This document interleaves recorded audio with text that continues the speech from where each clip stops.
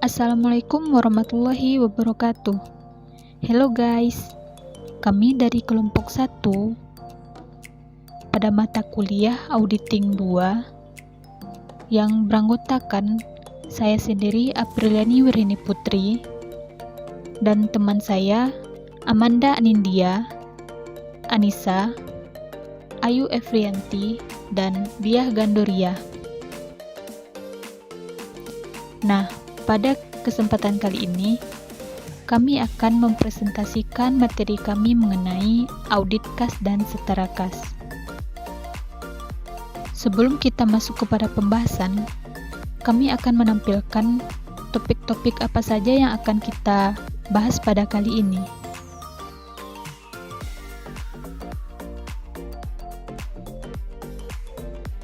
Untuk materi yang pertama, itu akan disampaikan oleh Anissa.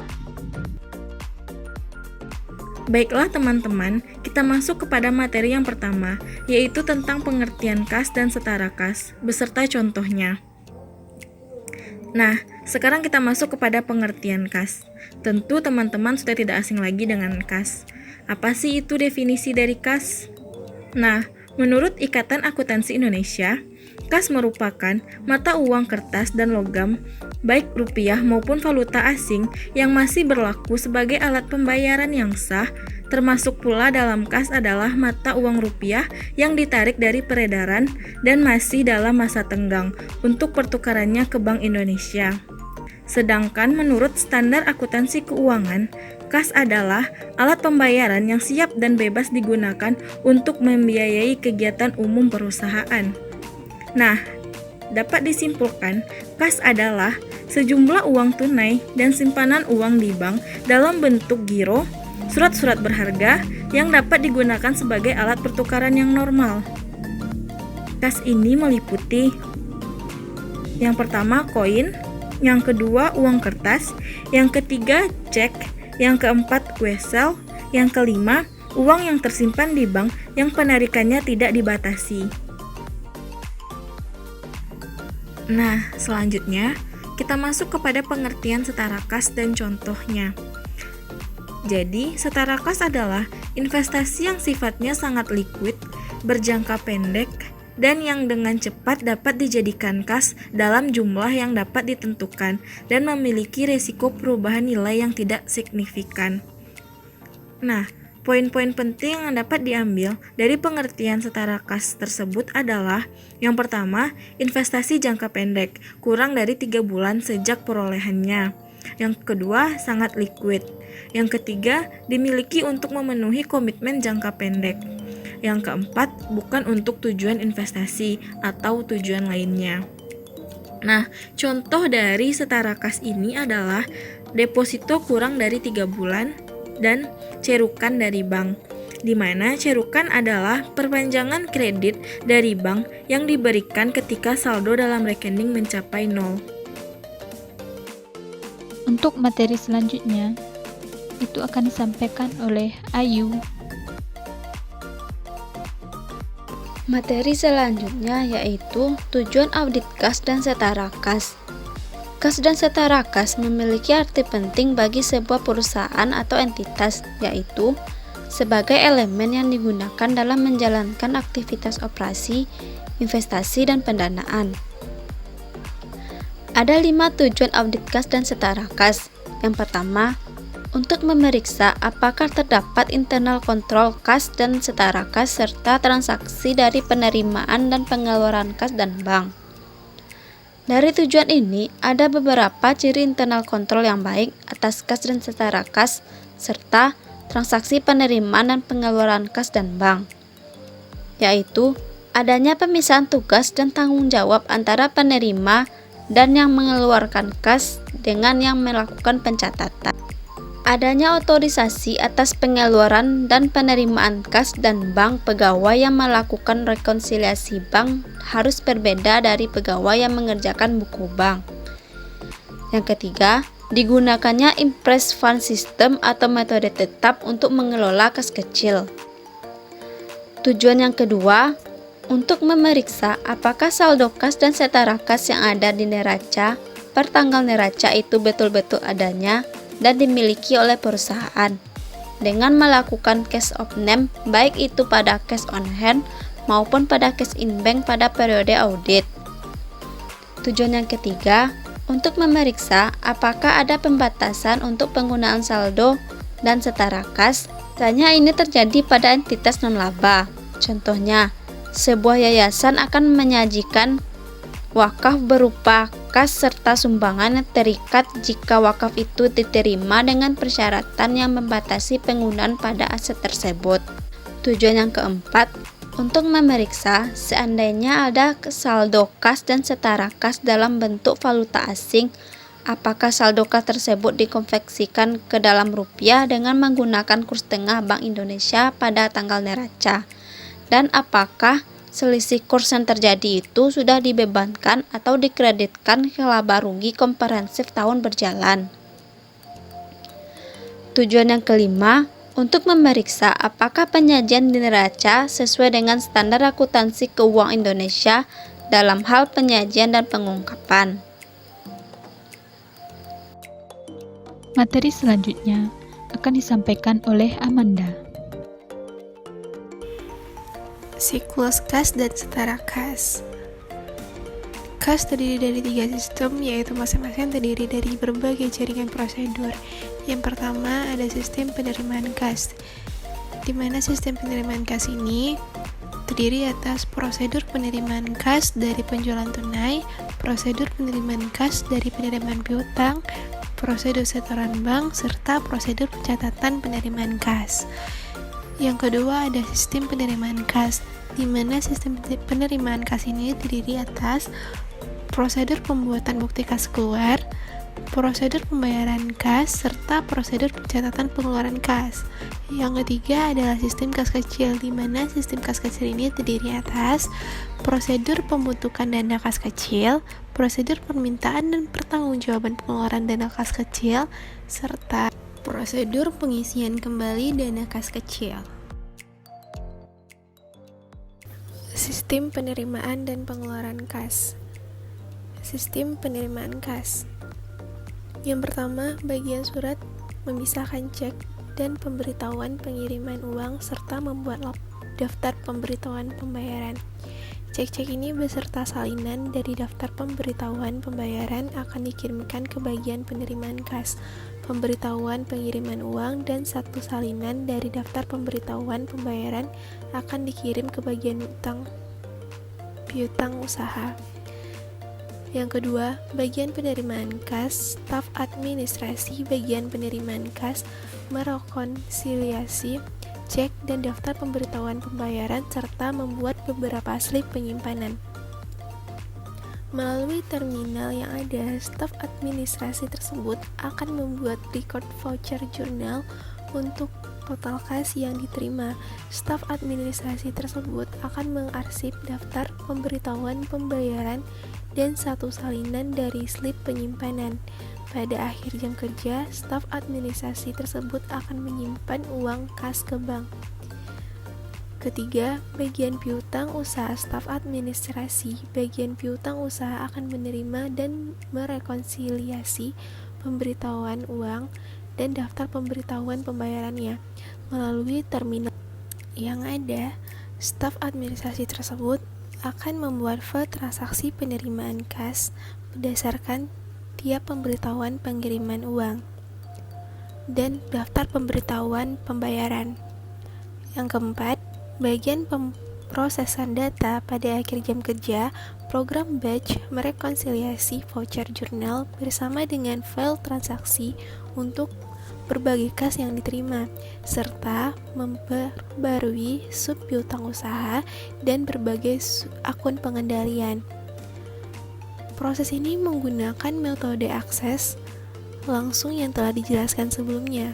Terakhir, sistem tersebut menghasilkan daftar transaksi yang akan direkonsiliasi oleh staf administrasi piutang usaha sekali lagi dengan daftar pemberitahuan pembayarannya. Selanjutnya pada sistem pengeluaran kas. Pertama, bagian pemrosesan data. Setiap hari sistem memindai field tanggal jatuh tempo dalam daftar voucher untuk melihat pembayaran yang jatuh tempo. Cek akan dicetak untuk berbagai pembayaran ini dan tiap cek akan dicatat dalam daftar cek atau jurnal pengeluaran kas. Nomor cek akan dicatat dalam daftar voucher untuk menutup voucher terkait dan mentransfer record barang yang dibayar ke file utang usaha. Cek tersebut bersama dengan sebuah daftar transaksi akan dikirim ke bagian pengeluaran kas. Terakhir, total batch utang usaha yang tertutup dan pengeluaran kas dibuat untuk prosedur pembaruan buku kas. Pada akhir jam kerja, total batch dari berbagai utang usaha yang terbuka atau belum dibayar dan yang tertutup atau telah dibayar. Peningkatan persediaan dan pengeluaran kas akan dicatatkan ke dalam akun pengendali utang usaha, persediaan, dan kas di buku besar. Total dari semua utang usaha yang tertutup dan pengeluaran kas haruslah sama. Yang kedua, bagian pengeluaran kas. Nah, staf administrasi bagian pengeluaran kas merekonsiliasi berbagai cek dengan daftar transaksi dan memasukkan bagian cek yang dapat dicairkan ke pihak manajemen untuk ditandatangani. Cek-cek tersebut kemudian dikirim ke para pemasok. Satu salinan dari setiap cek akan masuk ke bagian utang usaha dan salinan lainnya akan disimpan di bagian pengeluaran kas bersama dengan daftar transaksi. Yang ketiga, bagian utang usaha.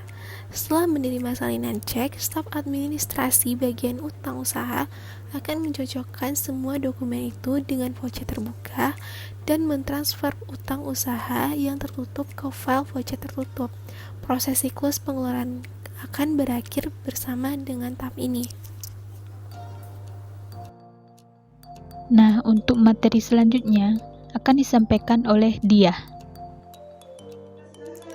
Baik teman-teman, selanjutnya kita masuk ke pembahasan mengenai pengendalian internal akun kas dan setara kas. Nah, sebelum masuk ke pembahasan lebih lanjut, kita bahas sedikit mengenai pengertian dari pengendalian internal. Pada standar auditing seksi 319 pertimbangan internal dalam audit laporan keuangan paragraf 6 mendefinisikan bahwa pengendalian internal sebagai suatu proses yang dijalankan oleh dewan komisaris, manajemen, dan personel lain yang didesain untuk memberikan keyakinan memadai tentang pencapaian keandalan pelaporan keuangan.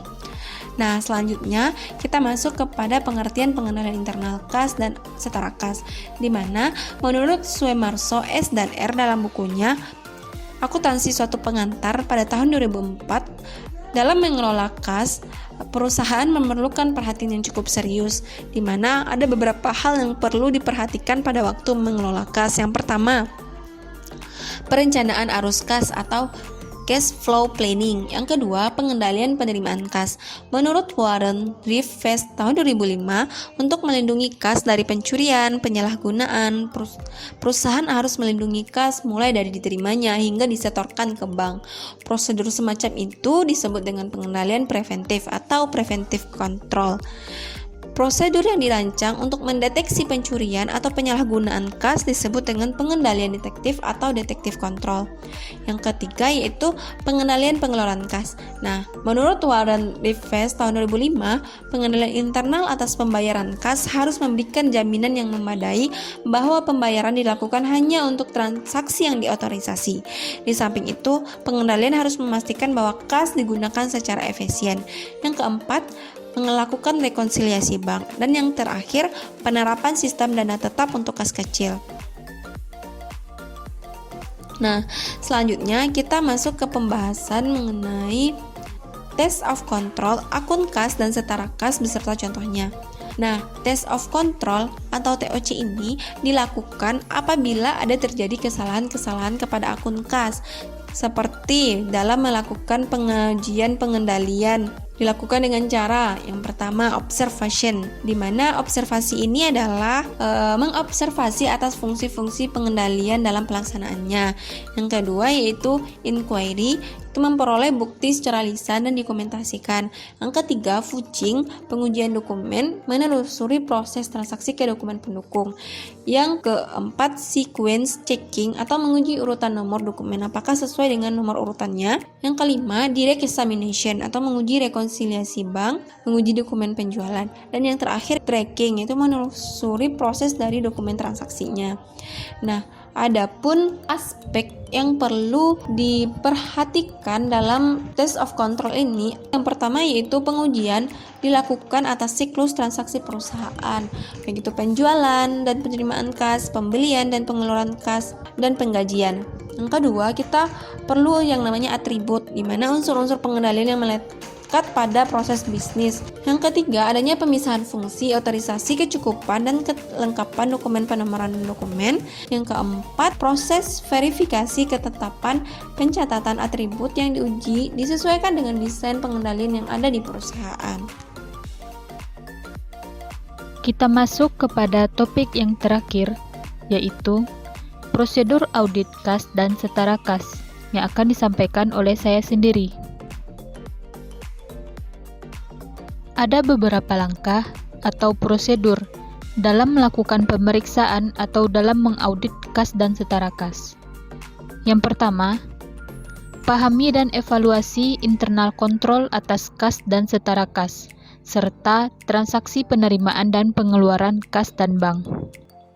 Selanjutnya, buat top schedule kas dan setara kas per tanggal neraca, misalnya 31 Desember 2020. Atau kalau belum selesai, boleh per 31 Oktober 2020 atau 30 November 2020. Penambahan mutasi akan diperiksa kemudian. Apakah ada hal-hal yang unusual atau maksudnya di sini di luar kebiasaan atau tidak. Selanjutnya, lakukan cash count atau perhitungan fisik uang kas per tanggal neraca, bisa juga sebelum atau sesudah tanggal neraca. Selanjutnya, kirim konfirmasi atau dapatkan pernyataan saldo dari kasir. Dalam hal ini, tidak dilakukan cash of name. Selanjutnya, kirim konfirmasi untuk seluruh rekening bank yang dimiliki perusahaan. Lalu, minta rekonsiliasi bank per tanggal neraca.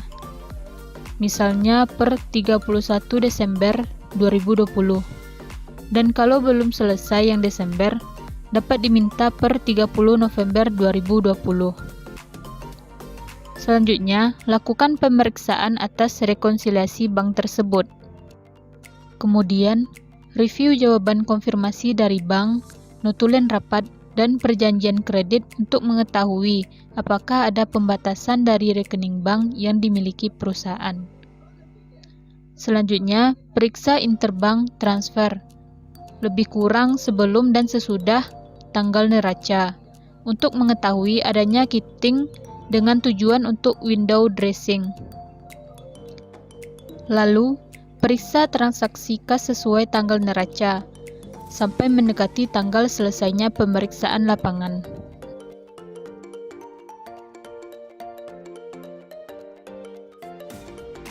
Seandainya ada saldo kas dan setara kas dalam mata uang asing per tanggal neraca, periksa apakah saldo tersebut sudah dikonfirmasikan ke dalam rupiah dengan menggunakan kurs tengah BI pada tanggal neraca, dan apakah selisih kurs yang terjadi sudah dibebankan atau dikreditkan pada laba rugi tahun berjalan.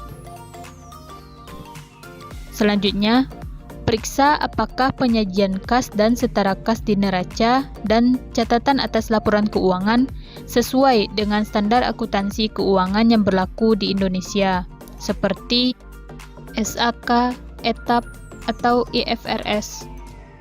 Dan yang terakhir, buat kesimpulan di top schedule kas dan setara kas atau di memo tersendiri mengenai kewajaran dari cash on hand dan in bank setelah kita menjalankan seluruh prosedur audit di atas.